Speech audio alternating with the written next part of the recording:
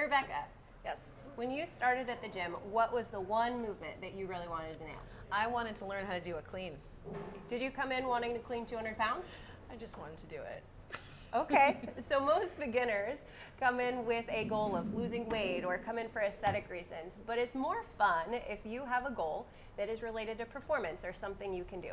I'm Coach Heidi, I'm Coach Rebecca. and we're here to talk about athlete levels.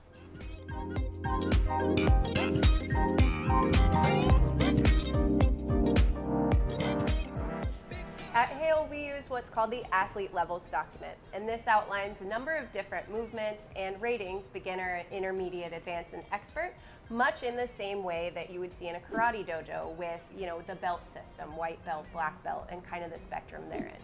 So we like to use this to identify where your strengths are and where your opportunities are as an athlete so you can pick some areas to improve. So Rebecca, when you first started at the gym, what movements were you instantly good at? Anything that went from here to here. So shoulder to overhead, handstand push-ups I picked up pretty quickly, overhead squats.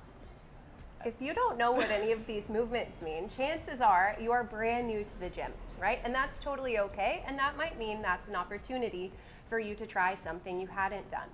Now, if we look at the opposite side, Rebecca, which were the movements that you dreaded when you came into the gym or ones that made you suffer the most? Yeah, pull-ups, rowing, cardio of all sorts. Right. And so that leads to a great point. So by having a number of different movements on here, whether it's run times, row times, something that involves heavy weight, lighter weight, this gives you an overall view of where you are as an athlete, not just playing to your strengths or a movement that you might have never had before. All right, there's a variety of things that we like to test here. The first thing is monostructural movements. By that we mean speed, endurance, across different domains and distances. So rowing, the bike, running. Heidi, which monostructural movement do you love? Fun fact, I can hit all of the numbers on the rower, and I've always been really great at that, but when it comes to running, I got the sprint times, not the mile times. So as I came in as an athlete, I knew that I could hit, say, a 200-meter time, but I wasn't necessarily built for that endurance compared to some other athletes. So I really had to work to hit that mile time. Got it. And when you say hit those numbers, you mean expert level? Advanced level? Well, for rowing, Okay. surprisingly, I moved my way up really quickly. I guess that's just one of my superpowers. Yeah. But as far as runs go, I was still in the beginner level. So say a beginner level 400 meter or quarter mile time is say 2.5 minutes, right? I could hit that, and as I got faster, I felt like I was improving relative to where I was and also in terms of the pack of folks at the gym. The mile time maybe was sub 10 minutes, and I wasn't quite there yet. All right, the next thing we like to test are gymnastics movements. So that doesn't mean the Olympics or getting up on the high ring. So those are things like push-ups, air squats, single leg squats, ring dips if you get advanced pull-ups, all kinds of things that just require your body. Now, what's your favorite gymnastics movement?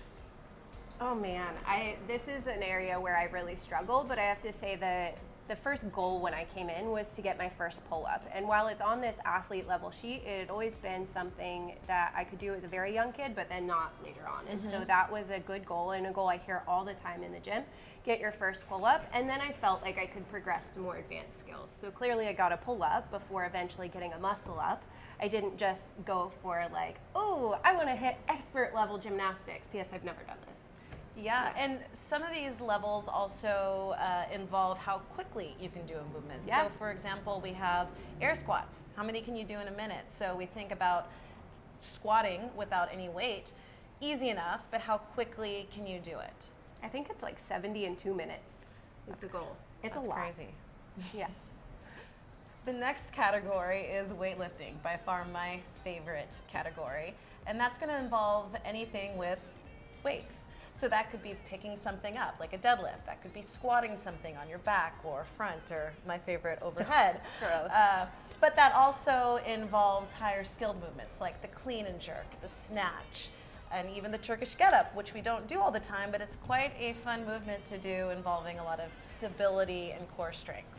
I think these all really speak to different strengths as an athlete, right? Someone coming in with a runner's background obviously will have a little bit of a disadvantage in doing these movements if they're new to them, right? Someone coming in that's a larger bodied athlete that loves lifting heavy things, maybe has experience in the garden, like pushing things around all the time, may have a natural advantage in the strength moves. But really this is kind of an all-around test of your athletic abilities. So it's great to test whether you can lift heavy, but on the other side of it, can you run fast?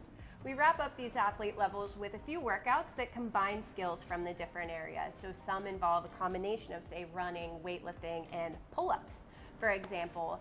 And these are meant to really test your overall capacity and your ability to combine these things. So if you're strong in one area, weak in the other, but hey, you can really power through that one movement, maybe you'll beat the time. But also this helps you set a goal for, hey, I need to work on my weakness so I can round out my skills. So overall goal of these test workouts is just to expose you to different things at the same time and see where it falls. These athlete levels are not meant to push you from beginner to intermediate to advanced on any specific timeline. It's not to say you're not an excellent athlete because you can do some of the skills great and miss out on others.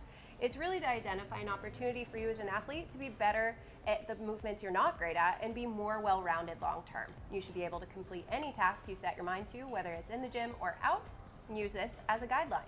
Hey, if you learned something new today, go ahead and click subscribe down below and go ahead and comment with the movement that you want to work on.